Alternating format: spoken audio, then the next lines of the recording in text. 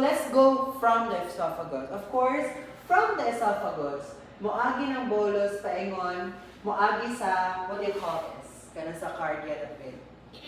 Yeah, that's the area nga called the cardia. But what do you call the sphincter diya? Kaya of course, diba naman yung sphincter, para dili so pagkuan. Kanang sphincter mo open na siya if nanay mo sulod paingon sa imong stomach. Okay, so the sphincter that is na-locate diya, that's called the gastroesophageal sphincter. Diba? Or it is also called the lower esophageal sphincter. And then kanina what do you call the sphincter na dire? Of course, it is called the pyloric sphincter. Ikaw mo siya sa pylorus. And then after pyloric sphincter, naanata sa duodenum. Ato na na sa duodenum paingon. So the stomach also occupies the lower upper quadrant. Sa katong, di ba, namatay 4 quadrants sa atong stomach. So, it occupies the lower upper quadrant. So, another question. What do you call katong falls sulod sa inyong stomach? Yes, it is called the rugae. Okay, next. Okay, so after sa stomach, of course, asa pa ang inyong food? Where they absorb ang inyong food? Diba, ato na siya sa stomach, mapuno na siya sa mix na siya with the gastric juice. Then, it will be called the chyme. So, chyme, paingon na siya sa atoong small bowel series or the small intestines. So, the small intestines is just a review lang ha. So, small intestines, of course, it comprises of the duodenum. Duodenum is the one that connects to the stomach. Second part is the jejunum. Third part is, of course, the ileum. Ang ileum mo'y ga-connect sa ato ang colon. Another question. What do you call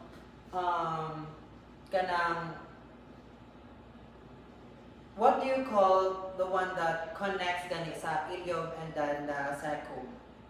That's called the ileocecal valve. Okay. That's for the small bowel. Next. Of course, we have the large bowel. Of course, unsa gi-comprise ato large bowel? Guys, I know most of us kay kabalo na ani because we've been through radiologic contrast. And this the small bowel and the large bowel. Of course, the alimentary tract mismo, that is a huge part of the radiologic contrast. Okay, let's go back to the large bowel. The parts of the large bowel, of course, the ascending colon. Kanagika na siya sa small intestine, ascending colon. The transverse colon, descending colon, sigmoid colon, paingon sa rectum, hangtod sa maabo siya sa inang kanan. And then ma-flush na siya dito. Okay, so what are the other parts? Dapat na siya flexures. Kanang paglikuan niya, those are called the flexures. So what are the flexures?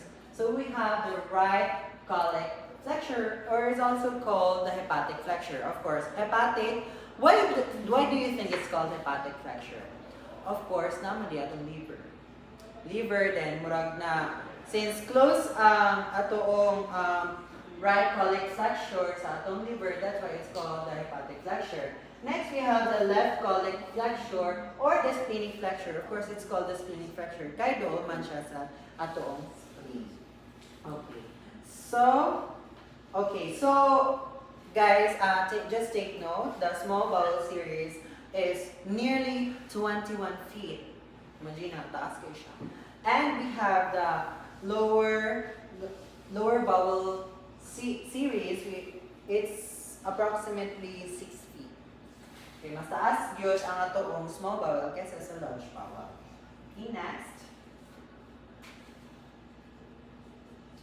Now let's move on to the imaging consideration. So what modality, let me ask you, unsa lang nga modalities ang inyong naibataan? Since we are in our third year, I believe many of us nakabalo na kung saan nga modalities ang atong giatubang. So of course, X-ray, sonography, we have MRI, CT scan. We will tackle all about that today. And of course, considering sa atong topic, that would be focusing on the gastrointestinal system and the abdomen. So first, let's go for radiography. So radiography, of course, X-ray, involves X-ray. So abdomen. So let's first step nato sa radiography is our abdomen. So abdominal radiography is often performed for surgery purposes. Survey purposes without contrast agents. The usual starting point is a supine radiograph taken to include the kidneys, ureters, and bladder. So, let me ask you, kakita mo sa kidneys, ureters, and bladder sa picture? Of course, wala, because those are soft tissues. Those kidneys, ureters, and bladders are made up of soft tissues. Ang makita, di ba, gani, ang radio peg sa atoong, makita sa atoong X-ray is of course the bones, mogi prominent. But we can see the shadow sa atoong we can still see the shadow sa atoong kidney, ureter, say, ureters, katong connect, and then our bladder. We can see the shadow here. Pwede rin siya maklaro because those are made of soft tissues.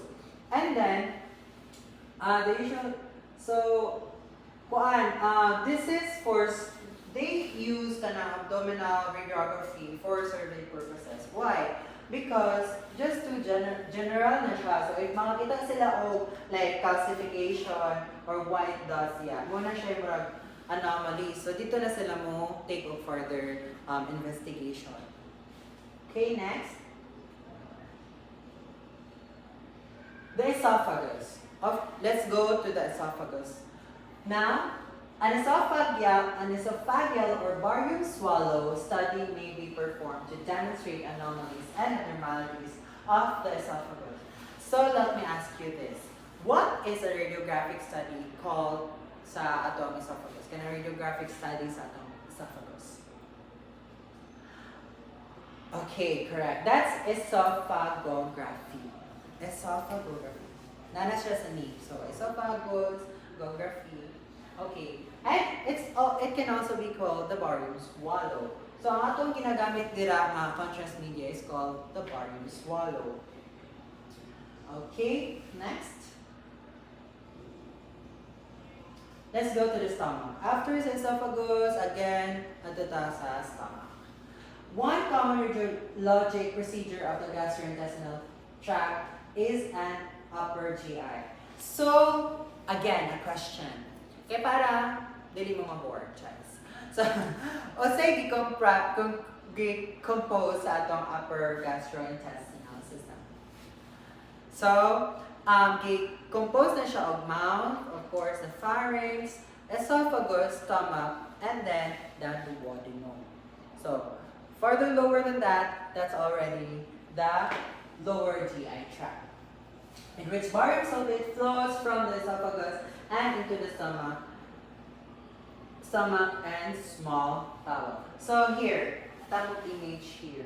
So this is an image of an 18-year-old man. So this is a normal radiograph that is in right anterior oblique. So right anterior oblique.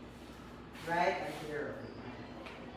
Okay, so another question. What do you call the kanang radio contrast nga atong ginagamit for our stomach na studies? Yes, it is called the barium-meal. Yes, barium-meal. That's what we use for the stomach. Okay, so another info to diminish the peristalsis kay ang stomach mo na siya involuntary movement. So para clear ang imong radiograph, ang struggle gud ana kay naagi movement. So to diminish that, some radiologic technologies uses glucagon. And another one, naatay ginatawag nga single and double contrast. Single contrast, of course, with the use only of the radiopaque contrast media. And if may natag double contrast, that's radiopaque and radiolucent contrast media. Diba, ang atong radiolucent is black, that would appear black, and then radiopaque would appear white. So, ang atong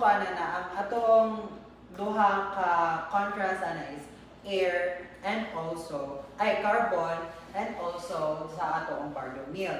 So sa kinayos ana, some radiologic technologists uses kanang carbonated drink para makakuan o mag-accumulate of air ang iyang stomach para to serve as a radiolucent contrast niya.